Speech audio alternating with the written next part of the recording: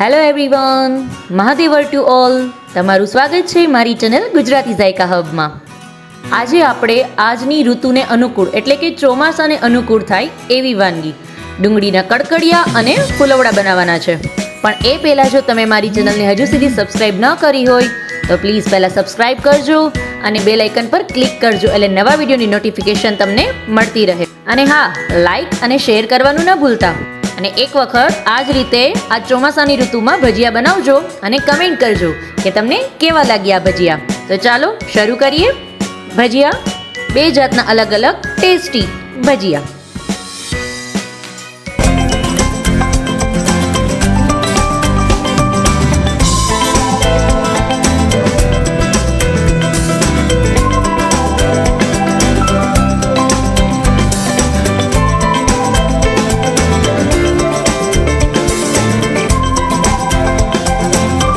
તો સૌથી પહેલા આપણે ડુંગળીના કડકડિયા ભજીયા બનાવવા માટે સૌથી પહેલા આપણે મેં મીડિયમ સાઇઝની 3 ડુંગળી લીધેલી છે, જેને એકદમ સરસ ફાઇનલી ચોપ કરીને રાખેલી છે. એડ કરશું. એની અંદર સમાય એટલો ચણાનો લોટ આપણે એડ કરવાનો. ડુંગળીની અંદર સમાય એટલો.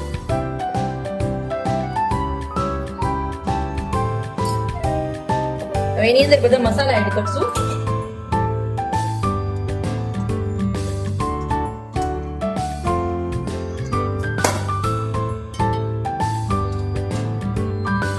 બે ચમચી જેટલો કશ્મીરી લાલ મિર્ચ પાવડર એડ કરું છું.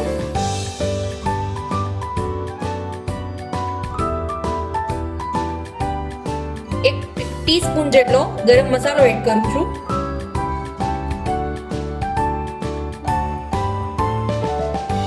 એક ચમચી જેટલું ધાણા જીરું એડ કરું છું.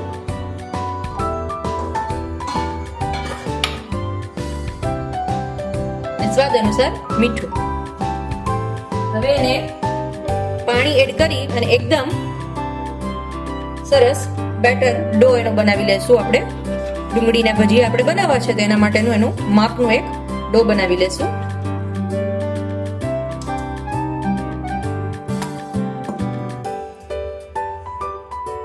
આની અંદર આપણે સાજી નહીં નાખીએ, કેમ કે આપણે ડુંગળીના ભજીયા જે કડકડિયા જેને કહેવાય કડક બનાવવાના છે, એટલે આની અંદર આપણે સાજી એડ નહીં કરીએ.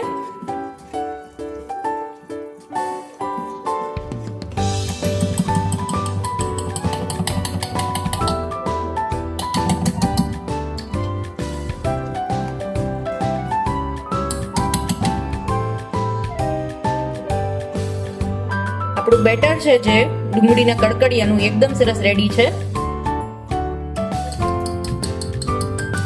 હવે આપણે ડુંગળીના ભજીયા ઉતારી લેશું. આપણું તેલ છે એ એકદમ ગરમ થઈ ગયું છે. હવે આપણે ડુંગળીના કડકડિયા ઉતારી લેશું.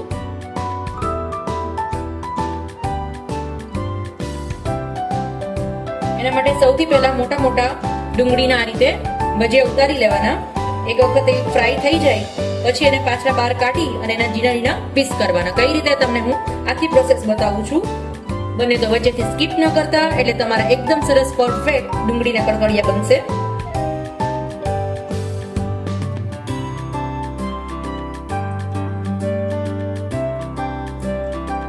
તમે જોઈ શકો છો આ રીતે બધા મોટા મોટા ઉતારી લેશું આપણે.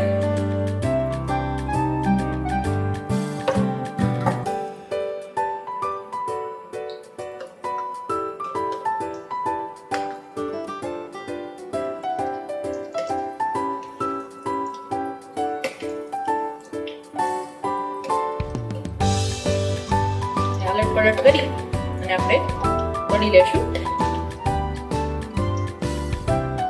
અને અત્યારે આપણે ફૂલ નથી પકાવવાના, કાચા પાકા જ કરવાના છે, કેમ કે આને ફરી પાછા આપણે ડીપ ફ્રાય કરશું એટલા માટે.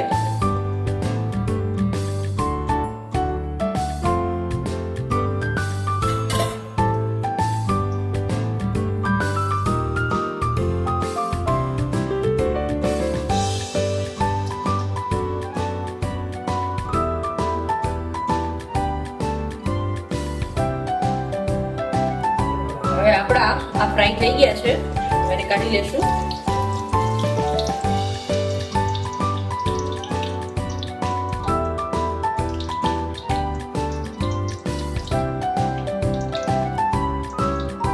રીતે એને થોડા કાચા પાકા એક વખત ફ્રાય કરી લેવાના. હવે જ્યારે ઠંડા થાય ત્યારે એના પીસ કરી લેશું. આ રીતે બધા આપણે ઉતારી લેશું.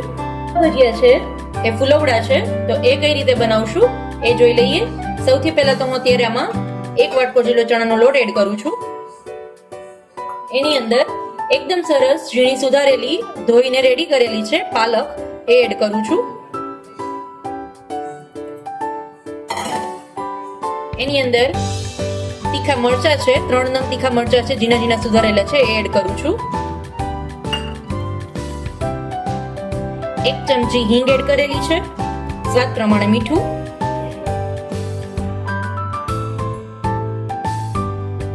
આની અંદર અડધું લીંબુ એડ કરું છું.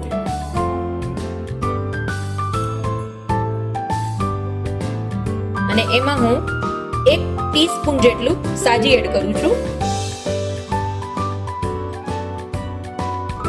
હવે એને પાણી નાખી અને બરાબર ડોઈ લેશું.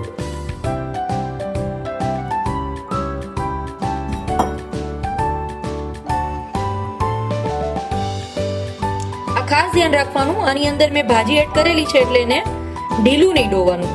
જો બહુ ઢીલું થશે તો તમારા ભજીયા સરસ નહીં ઉતરે.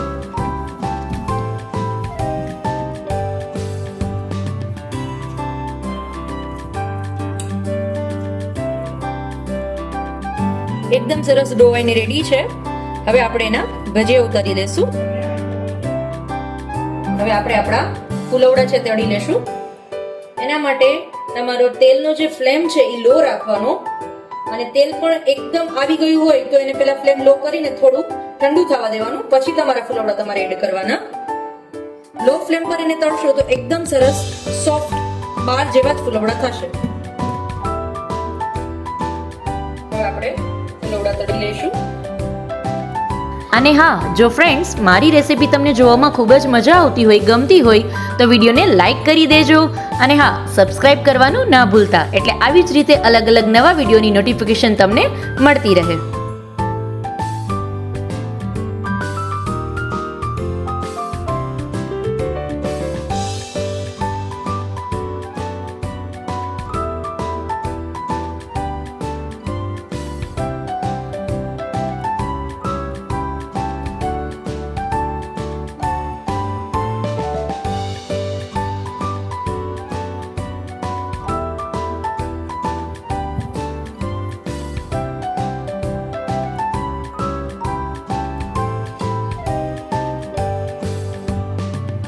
આ રીતે લો ફ્લેમ પર જ તળશું આપણે, એટલે અંદરથી પણ એકદમ સરસ ચડી જાય અને બહારથી કલર પણ એકદમ સરસ આવે.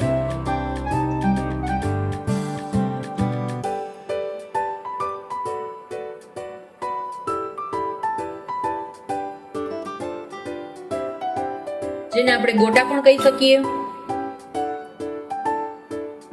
અને અમારા ગુજરાતમાં એને ફુલવડા કહેવામાં આવે છે.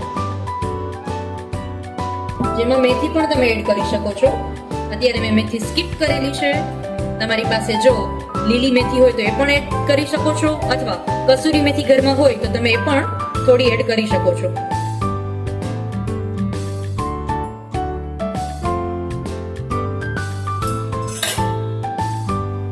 તેલ જો સાવ ઠંડુ પડી ગયું હોય તો એને મીડિયમ ફ્લો કરી અને તમે આ રીતે એને અલટ પલટ કરીને પકાવી લેશું. આપણા ફુલવડા છે એ રેડી થઈ ગયા છે. હવે એને બહાર કાઢી લેશું. તમે જુઓ કેટલો સરસ કલર એનો આવેલો છે, એકદમ સરસ કલર છે. જુઓ તમે, એકદમ સરસ એવા આપણા ફુલવડા રેડી થઈ ગયા છે. એને એક પ્લેટમાં લઈ લેશું. જુઓ તમે,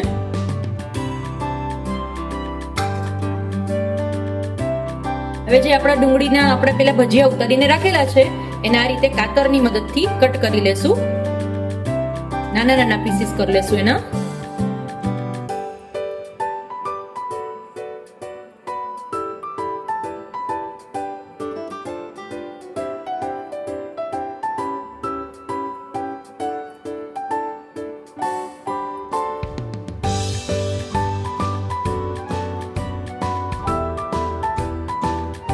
રીતે બધા એના નાના નાના પીસીસ કરી લેશું અને પછી એને આપણે ડીપ ફ્રાય કરશું એટલે એકદમ સરસ ક્રિસ્પી. એનું નામ જ છે કડકડિયા, એટલે એકદમ સરસ ક્રિસ્પી એવા ડુંગળીના કડકડિયા બનીને રેડી થશે. બધા આ રીતે પહેલા પીસ કરી લેવાના. આ રીતે બધા પીસ કરી લેવાના. હવે આપણે એને ડીપ ફ્રાય કરશું. ડુંગળીના કડકડિયા તળવા માટે ગેસનો ફ્લેમ, તમારો જે ફ્લેમ છે એ એકદમ હાઈ રાખવાનો અને એકદમ તેલ ગરમ થઈ જાય, ધુવાળા નીકળે એટલું, પછી એની અંદર આ બધા ભજીયા એડ કરી દેવાના.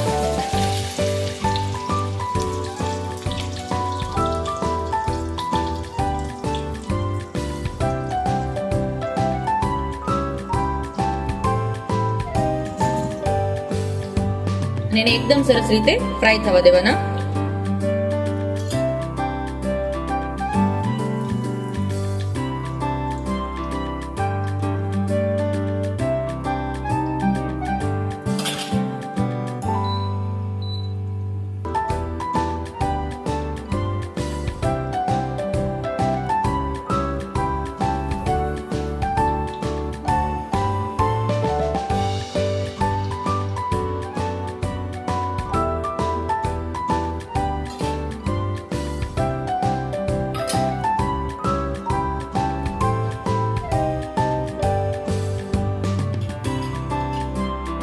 આપણા ડુંગળીના કડકડિયા તળાઈને એકદમ સરસ રેડી છે.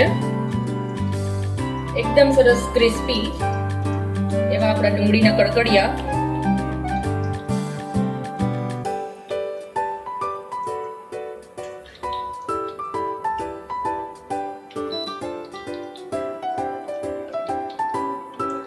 તમે જોઈ શકો છો એનો કલર કેટલો સરસ આવેલો છે.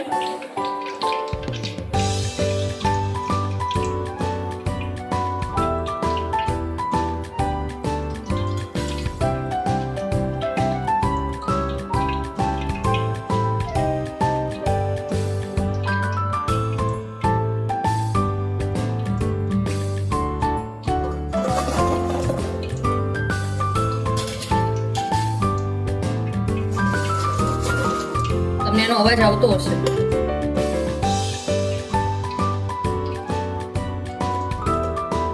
એકદમ સરસ કડકડિયા છે. તો તૈયાર છે આપણા ભજીયા, કડકડિયા અને ફુલવડા. એકદમ સરસ ક્રિસ્પી તમે જોઈ શકો છો. અને આ ભજીયાની સ્પેશિયલ ચટણી. હવે આ ભજીયાની ચટણી કઈ રીતે બને છે, જો એ શીખવું હોય તો મને કમેન્ટ જરૂરથી કરજો. હું તમને કમેન્ટમાં જરૂરથી તમને રિપ્લાય કરીશ કઈ રીતે બને છે ભજીયાની સ્પેશિયલ ચટણી. ડુંગળીના કડકડિયા એકદમ ક્રિસ્પી અને સાથે એકદમ સરસ સોફ્ટ ફુલવડા તમે જોઈ શકો છો. એકદમ સરસ બનીને રેડી છે ફુલવડા. ફરી મળીશું એક નવી વાનગી સાથે. ત્યાં સુધી આવજો. મહાદેવર.